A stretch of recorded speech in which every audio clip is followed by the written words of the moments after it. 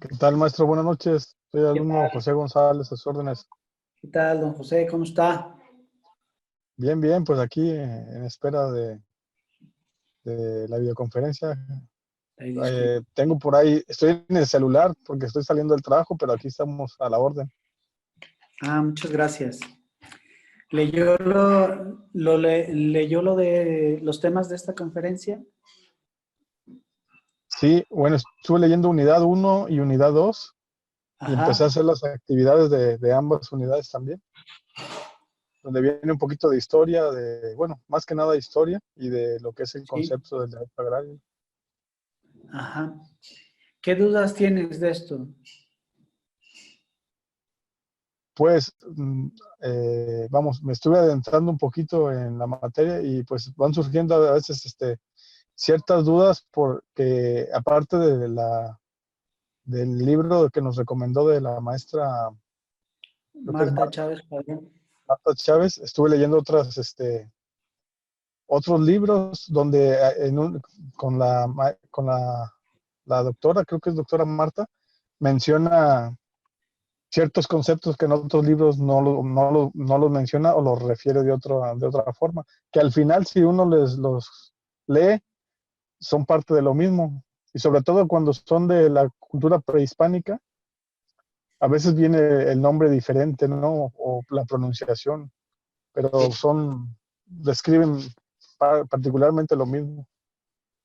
Mira, este, Marta Chávez Padrón y otros de la misma época. Marta Chávez Padrón escribe libros de derecho agrario desde antes de la modificación de la ley agraria de 1992, que es la vigente.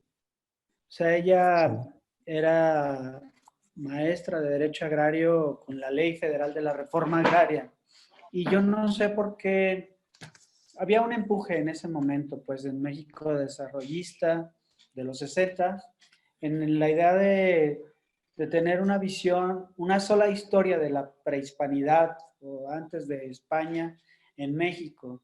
La verdad es que lo que ella habla sobre si el Calpulli, las tierras de los nobles, esto, lo otro, pues yo creo que hoy por hoy ha quedado superado. Eh, Hay una revistita ahí que a mí me gusta que se llama Arqueología Mexicana, la puedes conseguir por 80 pesos, algo así, y te vas ahí como adentrando en artículos de divulgación sobre arqueología. Con lo que quiero que te quedes, porque es muy útil para entender cómo se motivó la reforma agraria en México, es, quiero que te quedes con la idea de que en México el hombre, la relación con la tierra, no siempre ha sido de apropiación, pues. O sea, siempre ha sido de sí, uso para tener tus actividades económicas de sustento, digamos, y, sí, y la relación de esa persona también a propósito de la producción de su comida, de lo que da la tierra, de lo que es útil, cortando árboles o aprovechando la madera o sacando chicle o hule. Eso es el derecho agrario, ¿no? El derecho sí, agrario es mucho más amplio que la parte que hoy está en la ley agraria. En la ley de la reforma agraria también estipulaba contratos, estipulaba la relación de los jornaleros, las, las maneras en que se prestan los créditos, los avíos, todo esto del derecho civil que es así como, pero muy particular del derecho agrario, ¿no? Esto se ha perdido en la nueva ley agraria, pero es esta complejidad de relaciones, tratándola de explicar en una sola historia para México, es absurdo. Absurdo porque no solamente había un México, ¿no? Los mexicas eran los mexicas, pero en México Tenochtitlán. Y tal vez al avanzar ellos habría partes en donde ellos no podían imponer sus propias leyes, ¿no? Por ejemplo, Michoacán. o esta parte del norte, ¿no? De, digamos, de Ixtlán del Río Nayarit para arriba, ¿no? Sí, Hay aquí en Jalisco unas posiciones mexicas hacia el periodo clásico, teotihuacanas, incluso hasta Ixtlán del Río. Pero después de ahí no hay solamente.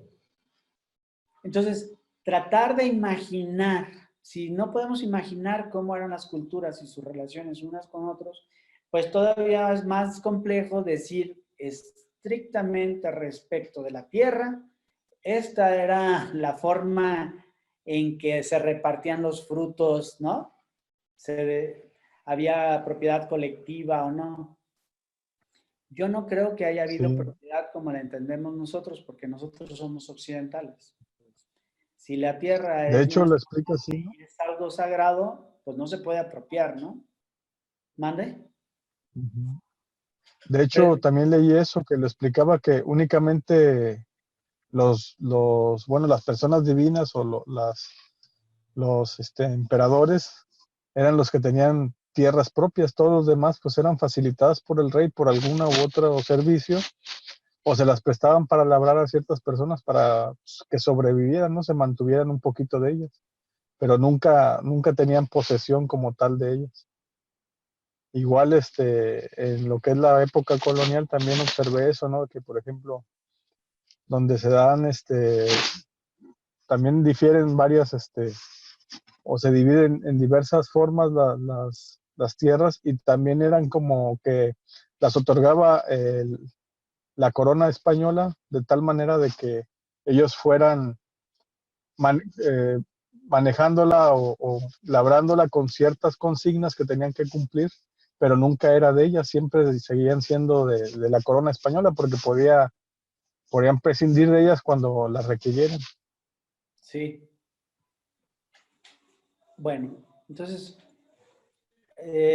pongamos todo esto es para poner así como entrecomillado lo que dice Marta en la parte de derecho prehispánico, que sí te quedes con esta idea de que no, la propiedad como lo definimos hoy en el derecho civil y que ha trascendido el derecho agrario no es tal, sino que era un uso por familias extensas, el papá, la mamá, pero era más bien los abuelos, los tíos abuelos y los sobrinos, los primos, toda la familia, sobre un área en la que ellos tenían influencia, ¿verdad? Mira, los huicholes aquí Sí, hacen eso. O sea, la tierra es tan pobre que abren por familias, abren determinados cuamiles, les dicen, donde se siembra con coa, y esa familia se hace cargo de esa área para producir y se reparte según las ceremonias. Entonces hay un reparto ahí conforme a las necesidades de cada familia. Yo no te sabría decir si eso pasaba o no en México, Tenochtitlan. Lo que sí quedó es que los sobrevivientes de toda la colonia, de todas las enfermedades, de todas las hambrunas, sí se juntaron en familias y se ayudaban unos a otros dependiendo de la cultura que bebían, ¿verdad? Y de la que había trascendido hasta ellos, ¿no? Que no ciertamente no era la cultura que quedó para nosotros en los códices o en esto o lo otro. Tú imagina que estas personas tenían un modo de producción con base al esfuerzo personal, muy poquitos animales para ayudarles y que llegan los españoles que habían llegado, traían también ellos la experiencia de también una vida comunal. O sea, los municipios tienen una vida comunal y esta palabra de ejidos se considera en la colonia como los terrenos alrededor del pueblo. Esta historia de los indígenas, según los lugares concretos donde se hable, ¿no? Si Michoacán, si Yucatán, si el norte con recursos muy pobres y que hizo que por los cambios climáticos no se pudieran ellos estar en ciudades más complejas. No quiere decir que no tuvieran una sociedad compleja, sino se especula que hacia Chihuahua y este lado del noroeste había pequeños ranchos familiares que se apoyaban unos a otros, muy probablemente a través de un sistema de culto y creencias, ¿no? Como hoy nos imaginamos, te digo, porque estas culturas no dejaron cosas escritas y aún así siempre tendrás tú, aún las culturas que dejaron como la Mije, la Mixteca, dejan códices, también tienes que saber que pues eran muy poquitos los que podían escribir y eran muchos los que estaban trabajando. Entonces, las concepciones plasmadas en los códices, pues eran de una élite, ¿no? Y quién sabe qué pasaba más allá. Pero digamos que hay una primera revolución en la producción en el tiempo de la colonia. Y esto se debe al establecimiento de las haciendas. Las haciendas llegan con una concepción de propiedad y hacia 1700, 1800 empiezan a tratar de hacer una producción exhaustiva de sus tierras. Y entonces empiezan a reclamar a los pueblos, hacia el final de la colonia, empiezan a reclamar a los pueblos sus tierras, pues, y los pueblos a tratar de defenderse. Ya se había pasado esto con algunos españoles, ¿verdad? Tú puedes consultar como antecedente de una acción agraria que se llama creación de comunidades indígenas, titulación y confirmación de bienes comunales. Tú puedes ver que lo que le llaman título virreinal es producto de un expediente. En Jalisco, el archivo de instrumentos públicos que tienen los notarios, que es donde se acumulan todo lo de las notarías, hay una parte histórica, muy probablemente también en tu estado. Y en esta parte histórica tú puedes encontrar lo que se llaman expedientes de tierras. Los expedientes de tierras se formaron en el tiempo de la colonia, pero siguieron en el México independiente. O sea, la verdad es que México no tuvo legislación propia hasta después de 1857. Pues. O sea, la formación de leyes propias para México fue hasta el triunfo de los liberales. Antes, todo se trataba de resolver con los jueces y de ese entonces a través de las leyes de la colonia. Y te imaginarás el desorden y pues cómo iba y venía la corrupción, ¿no? O sea, tenerte a que unos jueces, por quién sabe qué leyes, porque además estaban las leyes de la colonia y luego la modificación de las leyes borbónicas, ¿no? Entonces los borbones pues eran franceses y la tradición española, y al final había habido las Cortes de Cádiz, y a cada una de esas leyes había anotaciones al margen que se llamaban glosas, que eran interpretaciones de lo que decía. Entonces, era un verdadero desorden. Hablar de un solo cuerpo legal mexicano es obra de los liberales y es obra de Benito Juárez, sí, de Vergos, sí, y de todos los demás, ¿no? Entonces, hay una primera pugna que causa un primer caldo de efervescencia, de inquietud, de oposición, y es toda la producción exhaustiva de las tierras. En este sentido, yo estoy siguiendo al autor, se llama Frederick Katz. Frederick Katz es un neomarxista, o sea, no por el lado de la interpretación, no por el lado de la economía, sino por interpretación materialista de la historia. Tiene una biografía él de Francisco Villa, dos tomos. Por ahí sí, está muy interesante. Y aborda el tema de Villa y la relación con el sur y lo que pasaba. Que el de él mismo es un libro que coordina acerca de la historia de México. Está padre. Este hombre dice, mira, hay un cambio en la producción, los terratenientes quieren hacen efectiva su propiedad, y entonces los pueblos que usaban agua, que usaban leña, que tenían un terreno en donde soltabas a tu burrito, a tu yegua y no pasaba nada, o donde podía pastar tus dos vacas, que todo mundo las reconocía, pues ahora ya no lo puedes hacer. Y los hacendados empiezan a necesitar mano de obra, cada vez se incrementa cada vez más, y empieza a ver las tiendas de raya y empiezan a ver, yo no sé si has visto una antigua hacienda, aquí yo vivo ahorita en Zapopan, aquí en Guadalajara está Tlajomulco, y a mí me llamó mucho la atención el casco de hacienda que se llama de Santa Cruz de las Flores. Santa Cruz todas las haciendas tenían un límite tenían que tener una extensión para poder ser haciendas, y tenían la casa y debían de tener una capilla. Si no tenías la capilla no podías hacer hacienda. Entonces en Santa Cruz está la capilla y a un lado está el almacén con dos torreones. Arriba hay unos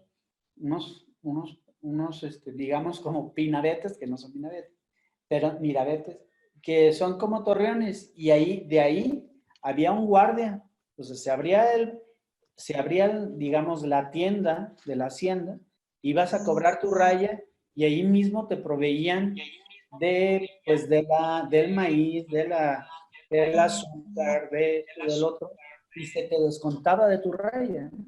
Y eran las tiendas de raya. En un sistema prácticamente de esclavitud, ¿no?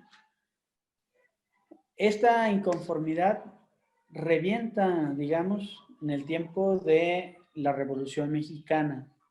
Sí, para esta unidad 2, o sea, los temas son evolución histórica, México prehispánico, colonia y evolución del derecho agrario.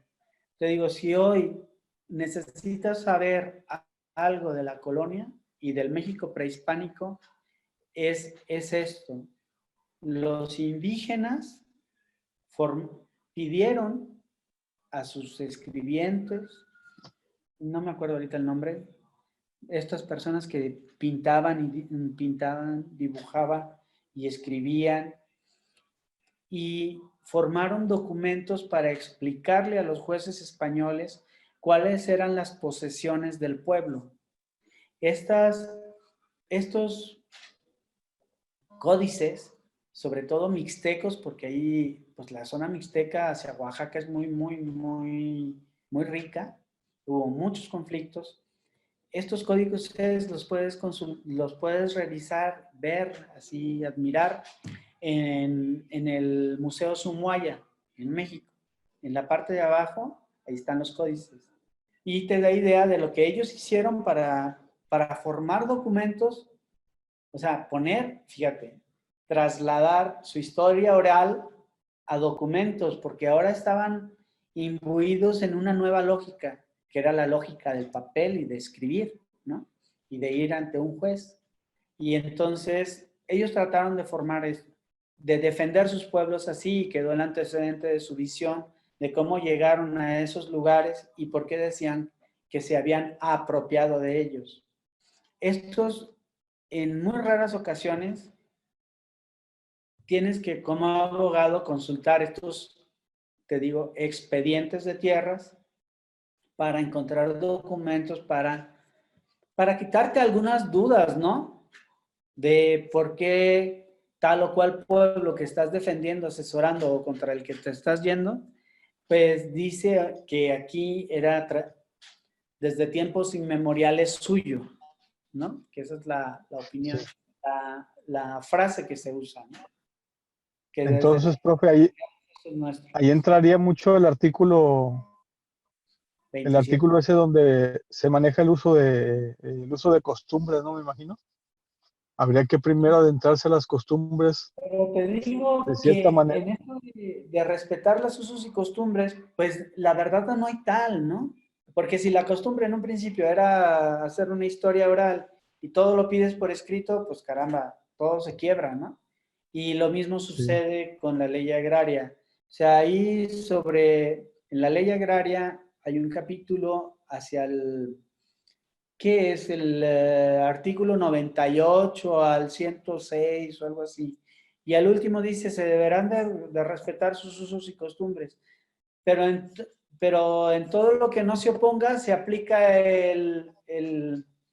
se aplica lo que se aplica al ejido. Pues ya, o sea, hay un sinnúmero de argumentos para decir que no es posible saber a ciencia, que no es parte de la seguridad, de la garantía de seguridad jurídica, estar a la interpretación de unos y otros, ¿verdad? Entonces piden o normalmente se atienen a lo que le dice la ley agraria. ¿Quién se atiene a lo que dice la ley agraria? Los juzgadores.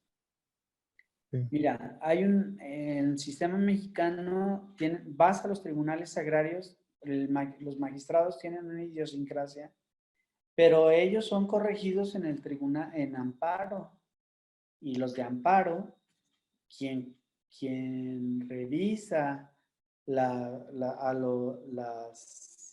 los agravios de los quejosos en amparo, son jueces de derecho administrativo que acuden naturalmente al derecho civil. Entonces, de 1992 a ahora, lo que ves es que el derecho agrario se ha transformado, se ha visto influenciado en muchísimos aspectos por el derecho civil actual, ¿no? El Código Federal, el Código Civil Federal es el supletorio en materia agraria. Pero regresando a la historia de cómo llegamos a esto, son yo me quedaría del México prehispánico y de la colonia con lo que motivó la Revolución Mexicana y por qué en un momento dado Carranza tuvo que hacer una ley especial, ¿no? Sobre asuntos agrarios, pues la ley de 1915 es la primera ley, pues porque pues estaba el constituyente de Aguascalientes, o sea, los grupos armados, los jefes regionales de la revolución estaban reunidos en Aguascalientes y no estaba invitado Carranza, o sea, Carranza tenía una delegación, pero era uno más. Ciertamente él mandó la iniciativa de una nueva constitución, pero en Aguascalientes tenían expresiones todos los caudillos mexicanos, entre ellos Zapata. Zapata no porque fuera él el ideólogo, sino porque con él estaban los maestros rurales de Morelos. Ellos sí, ellos y los anarquistas del DF, porque pues ya sabes, México está muy cerca de Cuernavaca. Estas ideas estaban ahí, ¿no? Estaban en Aguascalientes y en el Congreso Constituyente de Aguascalientes, en la Convención de Aguascalientes. Y Zapata, en su historia, digamos, en su microhistoria, en su historia regional, pues, en su historia, él sabía que los pueblos habían sido despojados por los hacendados de las aguas, de el aprovechamiento de la madera, de un montón de cosas, ¿no? Pues incluso, ¿qué te puedo decir? Hay pueblos que están cerca de volcanes y pues ya no podían usar las piedras para hacer molcajetes, ¿verdad? O sea, pero bueno, y en él estaba la idea de que las comunidades, ahí con un mayordomo, ahí cerca del templo, había un libro, un códice que hablaba de un códice sagrado, pues una pintura sagrada, casi, casi, sagrada que decía qué era lo que antes tenían ellos en posesión. ¿Sí me explico? O sea, esto que nosotros conocemos en códices era guardado en secreto por los líderes de los pueblos, como una forma de legitimarse, pues, y también como un elemento de identidad, ¿no? O sea, yo sé de dónde vengo, ¿verdad? Y qué es lo mío. Los primeros, los antepasados. También hay que tener muy en cuenta que hasta hace muy poco se respetaban a los ancianos, ¿no? Los ancianos como autoridad, pues. Entonces, con todas estas ideas, la Convención de Aguascalientes competía contra la idea de nación que quería hacer Carranza y los generales que lo rodeaban, los generales que él había empoderado, ¿no? También estaba Calles, estaba Obregón del lado de Carranza, pero también estaba Pascual Ortiz Rubio antes y después, y otros, ¿no?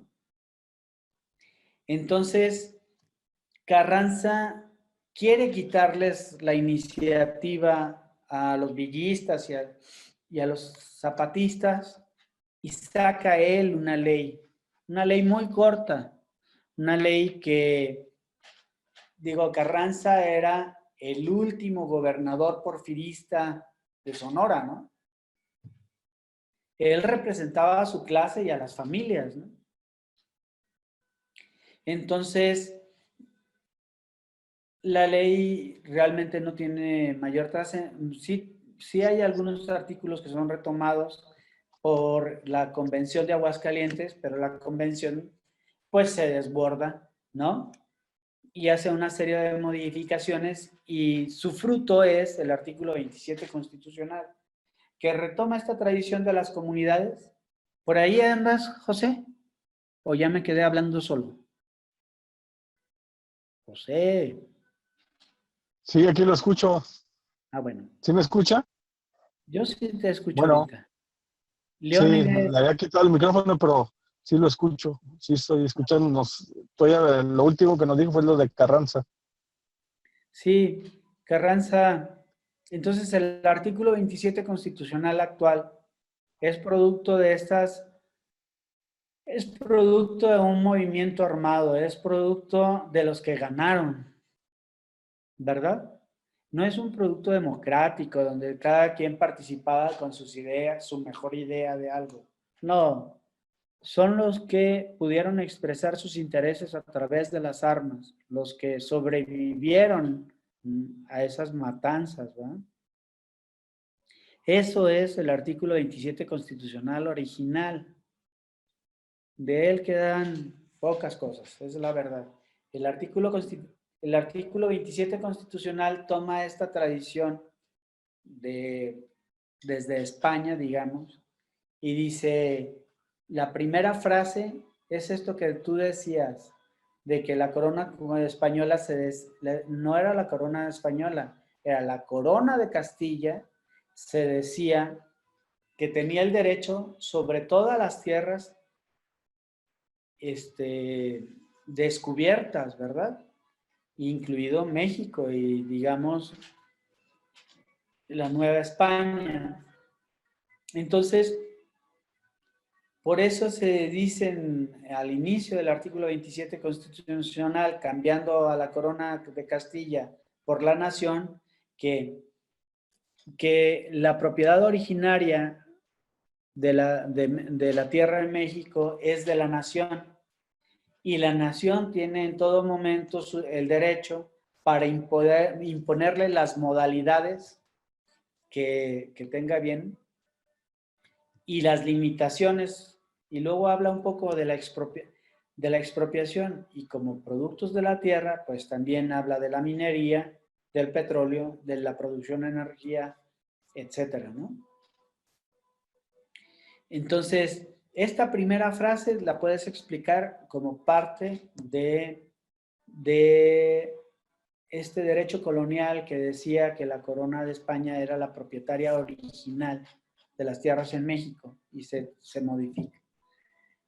La otra tradición que te digo que es muy del centro de México y que tiene que ver con el sur de México, no tanto con las culturas chichimecas, digamos, de Guanajuato para arriba, ni de Zacatecas, ni de, pues no sé si Sinaloa también, pero muy poco. Y entonces, esta tradición de formar comunidades, entonces se hace un espacio y se reconoce a la comunidad. Y luego se retoma de nuevo la palabra española de ejido, que eran los terrenos alrededor del pueblo. Entonces, para las dotaciones en, en la ley agraria y en los distintos códigos agrarios, porque los códigos se fueron formando después con Elías Calles, el primero de 1926, por ahí, en el que retomaban todas las disposiciones que se habían tomado y le dan una coherencia en un código. Y luego se van formando distintos códigos de 1936. O sea, evidentemente con Lázaro Cárdenas, que tenía otra manera de ver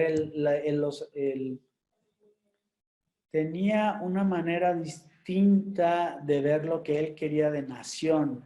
Y entonces trata de imbuir él y su grupo, su visión a través de nuevas leyes. Y hay un código en el tiempo de Carranza y luego otro código en el tiempo de Ávila, ¿cómo se llama? Manuel Ávila Camacho. Entonces, te fijas que según los gobiernos y sus orientaciones se van transformando las leyes hacia lo que el grupo que ellos representaban querían expresar, ¿no? Las leyes es un cúmulo de disposiciones que tratan de mantener las relaciones de la sociedad estáticas. Los abogados somos los cuidadores, la ley es el garante del status quo. Si tú eres un revolucionario, pues nada más opuesto a la ley, ¿verdad? Pero bueno, ¿sí me explico con ese tema? ¿Esa parte? Leónidas, ¿ahí estás o no estás? Sí, sí, todavía seguimos por acá. ¿Qué duda tienes a qué te suena lo que te Pues, platico? pues que sí, o sea, realmente, como dice, ha ido cambiando un poquito lo que es la historia en cuestión de la repartición de las tierras en el aspecto de que ha sido siempre de acuerdo a quien esté arriba ¿Quién vamos ejerce? a decirlo así, empoderado, ¿no? Él le va a dar siempre cierto cauce a las tierras o el destino que para ellos convengan y la forma de repartirlo a como se ha estado dando, de acuerdo a, como dice, por ejemplo, de Carranza, y lo último que, pues ellos en la revolución son los que impusieron la forma de hacerlo y no quiere decir que sea de manera parcial, sino fue más a lo que ellos creían que era lo adecuado para beneficio prácticamente de ellos y de su gente, ¿no? No dieron o no llevaron a cabo una repartición adecuada Era un o momento de mucha bien violencia. planteada, ¿no? Tienes que Sí, tomar en cuenta que era un tiempo de mucha violencia, ¿no? Y pues sí, tanta violencia que Carranza, huyendo de México DF, fue muerto, ¿no? Fue muerto en un ranchito que estaba oculto en una choza, ¿no? sí. Entonces, Inclusive me llamó la atención también, mande. me llamó la atención también por ahí, no me acuerdo si es por el periodo porfirista o un poquito antes, después de 1857, que surge por ahí una de las constituciones. Más adelante surge un decreto para poblar los estados del norte del país, Y cuando ahorita si nos vamos a la actualidad, vamos con los lugares o las tierras más ricas en este momento, podemos decirlo así, en México, ¿no? Pero como en aquel entonces, pues se les daba o se empezó a dar muchas tierras por el hecho de que querían expandir el país hacia lo que es el lado norte, ¿no? Porque no estaba habitado. Darlo, ¿no? Ya vean, sí, y fue el problema con Texas, ¿no? Se hizo Sí, una, exacto. se hizo un acuerdo con Austin y Houston y decía, pues yo no sé por qué creían los mexicanos de ese momento, los españoles, que trayendo personas blancas no iba a pasar nada, ¿no?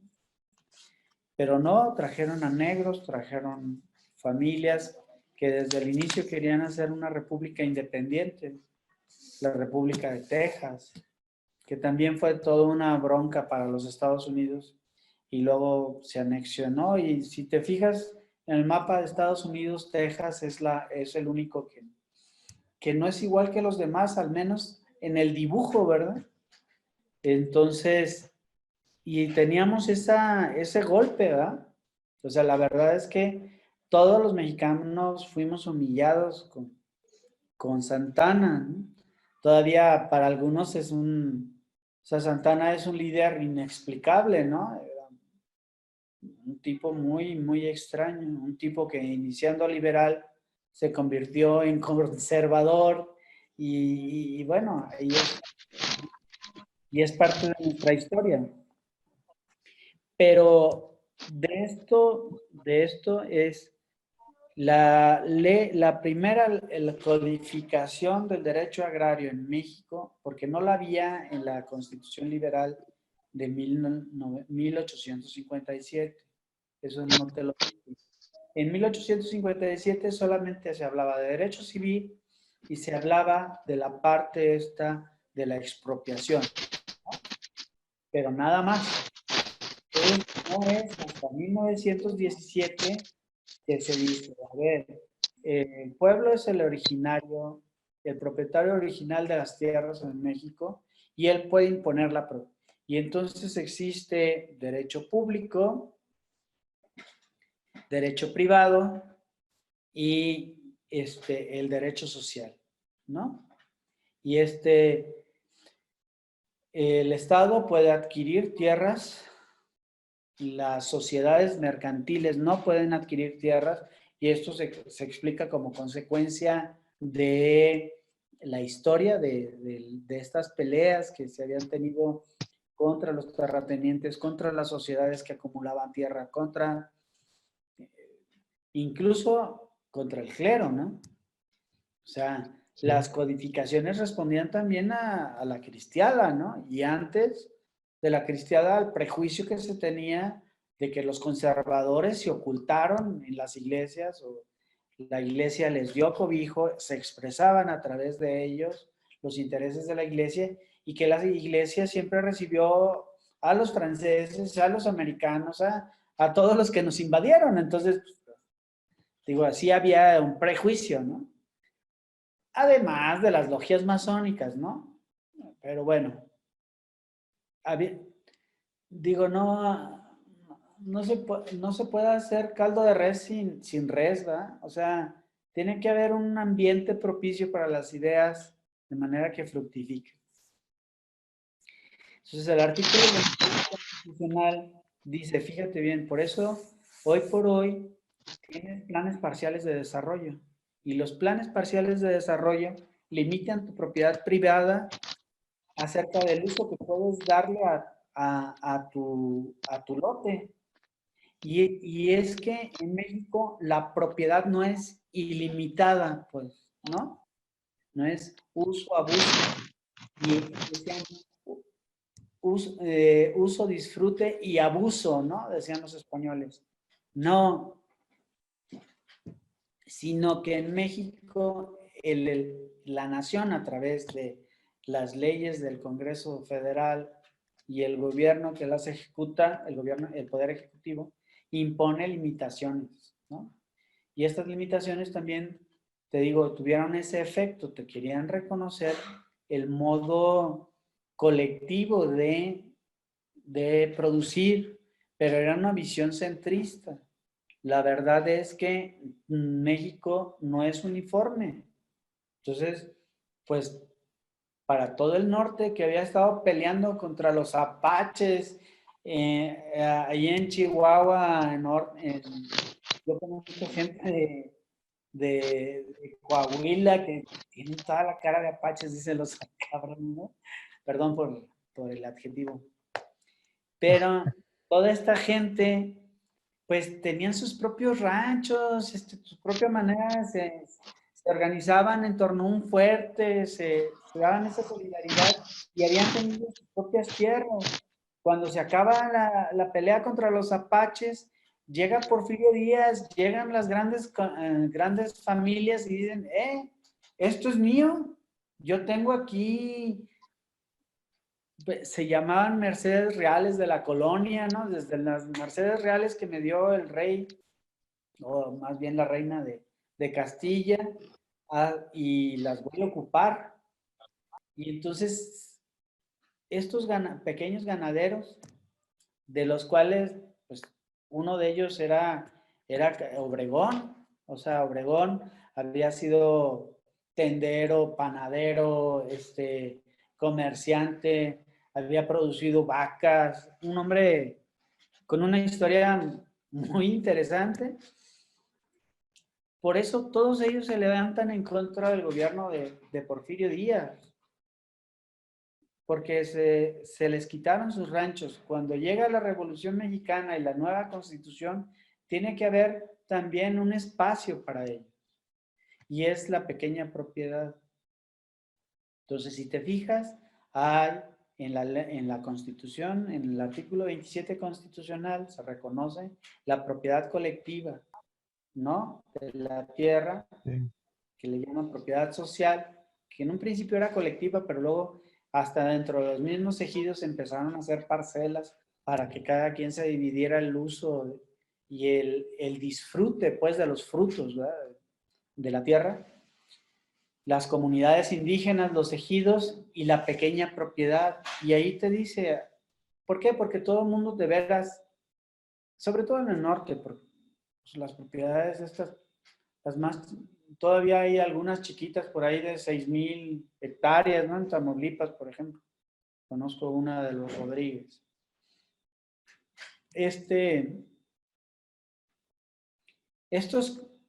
Estas distintas historias en las distintas partes del país, producto de relaciones el tipo de mestizaje que hubo, el tipo de españoles que llegaron, no todos eran de las mismas regiones ni tenían las mismas costumbres, o sea, los asturianos pues son distintos de los catalanes y no es lo mismo. Si en alguna parte llegaron los judíos o no y cómo los influenciaron. Y luego, si eran huastecos o eran amazónicos, ¿no? Con distintas formas. Y este asunto de imponer una sola ley tuvo que después, se dieron distintas prácticas. Las primeras constituciones, los primeros ejidos que se dieron, que se les dio una resolución presidencial, eran personas, pueblos que se habían movilizado a favor del revolucionario, pues, de la revolución y habían triunfado con las armas. Entonces, si tú pudieras, yo puedo ver aquí en Jalisco los ejidos constituidos, digamos, de 1924 a 1936, 38, pues ves a personas que todavía formaban parte de la Guardia Rural en México, ¿no? De esta Guardia Rural que reactiva a Lázaro Cárdenas para compensar la fuerza que tenían todavía los generales. Los generales, si tú cambiabas a un general de Chihuahua a Chiapas, se llevaba toda la tropa con él. Entonces él siempre estaba rodeado de los mismos soldados, pues no le hacías nada, ¿no? Se trata de profesionalizar al ejército, de formar instituciones, y hasta es tanto el discurso y la acción hacia la institucionalización que el PRI, el Partido de la Revolución, Mexicana, Partido de la Revolución Nacional, o sea, se transita y cambia de nombre y dice Partido de la Revolución Institucional, ¿no? Porque te digo, era ya, México está creciendo, se está industrializando, México quiere ser grande, ¿no? Y niega, incluso niega lo pasado, ¿no? Digo, hubo disposiciones hacia los 1900, hasta el final de los 1960, 68, 70, que no se empleaba a la gente que tuviera mayor de 50 años. Y a mí me lo platicaban viejitos con mucho resentimiento, ¿no? Porque perdieron sus empleos y no pudieron poner otro. Pero bueno, esta es nuestra historia. Y en estas pequeñas anécdotas se puede ver que es muy compleja y que a partir de lo que se cree bueno en determinado momento es como también se interpreta la ley. Porque aunque la ley es rígida y por estar escrita y dispuesta y tener ahí, si te fijas, cada artículo de una ley tiene una hipótesis sobre la cual se debería aplicar. O sea, él dice, en esta situación se debe hacer esto, ¿verdad? Siempre hay que leer los artículos de la ley en ese sentido. Es decir, un artículo siempre está dentro de un capítulo que refiere a un título. Y la relación entre título y capítulo y artículo te hablan de la hipótesis en la que se debe aplicar, ¿no?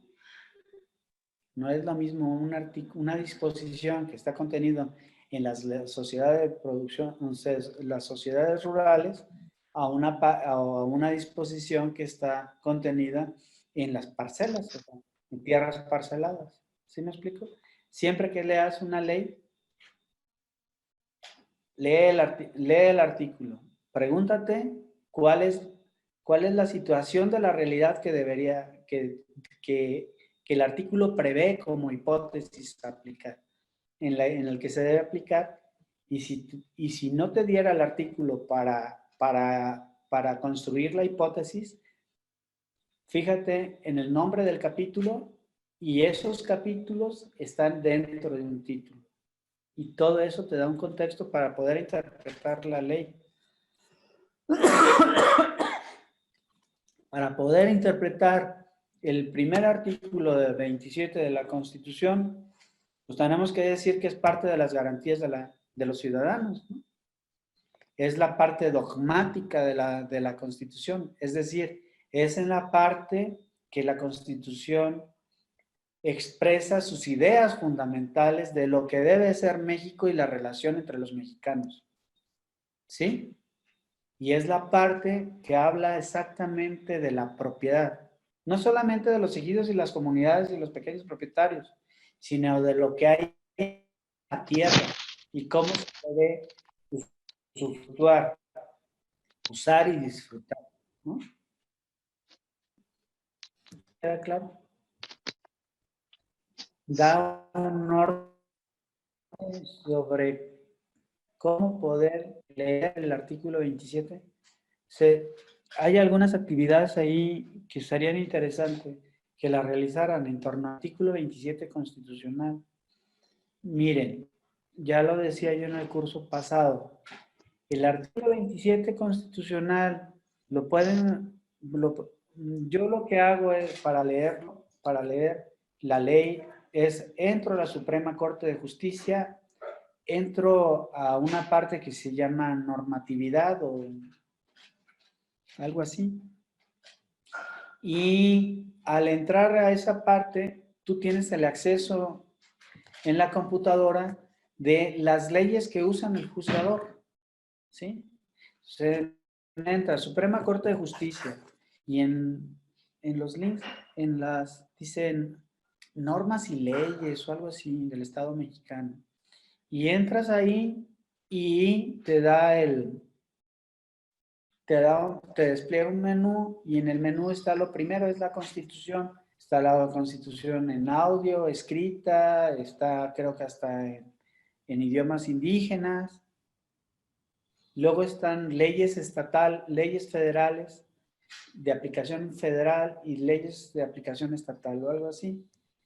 Lean el artículo, si ustedes ven ahí la Constitución mexicana y ven el artículo 27 de Constitución, el plus que te da este desplegado este trabajo de la Suprema Corte acerca de la Constitución es que cada párrafo dice cuándo fue modificado. O sea, tú lees un párrafo y dice modificado y te da el dato incluso de la publicación modificado. Hay otro libro que está dado ahí en las referencias bibliográficas. Es un esfuerzo que se hizo en la Cámara de Diputados, que de cuando en cuando lo van sacando. Creo que hasta hay una versión virtual. Se llama La historia de México a través de sus constituciones o algo así. Entonces, tienes el artículo constitucional que se votó en 1917, tienes el, ¿cómo se llama? El diario de debates, es decir, en las sesiones que se discutió el artículo 27 constitucional, ¿qué dijo cada diputado? ¿No? Tienes los artículos que fueron los antecedentes de ese artículo en la Constitución de 1857 y puedes también ver la descripción que hace Francisco Zarco acerca de la discusión del diario de debate de la Constitución de 1857 y tienes una sección que habla de otras constituciones y de lo que hablan sobre el tema agrario. Este compendio está como, pues la verdad es como si fuera una enciclopedia. Se me hace muy padre, muy, muy padre. Véanla, está ahí referida como un apoyo bibliográfico. Estoy casi seguro de que vi una versión digital de esto. La verdad es que disfruto mucho mis libros. Los conseguí, ¿no? Y son mi orgullo. Entonces, casi no he buscado en línea esa obra. ¿Mm? ¿Te da idea de cómo llegamos a esto? Vamos a tratar de buscarla, profe. Sí, mira, también es que entiendas que había Sí, muy pocas pues personas que sabían realmente es leer muy en extenso. 1917. ¿Mande? ¿Mande? Perdón, querías decir algo más. Perdón. Que iba a tratar de buscarla y pues sí, un poquito Sí, más si tienes tiempo, pues ya ves. Te digo, para llegar al 1917, el nivel de discusión de los legisladores es mucho más bajo que el de 1857. En 1857 sí eran caudillos, pero eran personas que, bueno, para ser abogado en 1857 tenías que saber francés, o sea, latín, francés, ¿no? Y eran muy pocos los que leían, pero leían. El nivel intelectual era muy alto. En 1857 no, en 1857 la guerra fue muy dura, la gente que llegó no tenía tanta educación, las discusiones son de otro nivel, son más prácticas, no son tan coherentes como las de 1857. Y también llegas a hacer un derecho agrario ya con lo que te platicaban tus abuelos de lo que había sido las comunidades indígenas, de lo que habían sido los ejidos en los pueblos, ¿verdad? Es así como te puedes dar cuenta. ¿Algo más? Yo con esto terminaría. No sé si hay alguna duda. No, muchas gracias, profe. Pues vamos a continuar con las actividades como las viene ahí manejando y cualquier duda, pues ahí yo creo le estaremos solicitando ahí por ahí el apoyo. Sí, por favor. Tenemos ahí un grupo, un chat, ¿no? Que no ha sido usado ahora. Úsalo. Sí. Si algo pasa, yo, yo también, igual que tú, estoy trabajando. No hay cuarentena. ¿En dónde vives, José? Pues yo vivo en Los Mochis, pero estoy en el trabajo acá en Coahuila. Ah, y no hay, por la contingencia, ¿no? Están acuartelados, ¿cómo dice? Quiero ver a la Sí, de... de hecho estamos acuartelados. Ah, órale, ¿en qué De hecho trabajas? estamos acuartelados. Ahorita nomás salí por eso les decía que estaba con el teléfono. Ah, órale, ¿en qué Sí, trabajas? estamos aquí a 100 metros del trabajo. Ah, muy bien. En centros federales. ¿De reclusión? Sí, estamos en el más nuevo. Nos tocó inaugurar el más nuevo. ¿Cuál es el más nuevo? Yo me quedé en que iban Se a encuentra construir en Ramos Arizpe, Coahuila. Ramos Arizpe, Coahuila. Sí. Yo De hecho, creí, yo pertenezco al de Guasave, pero estamos acá de apoyo desde hace un año y medio. órale, pues sí te fletas, ¿no? Pues cuídate, que estés bien, mano. Se me está yendo un poquito la señal, profe. No sé si me Es escuche. lo que me dicen. Sí, sí te oigo. Pues que tengan buenas noches y que estén bien. Gracias. Sí, buenas noches.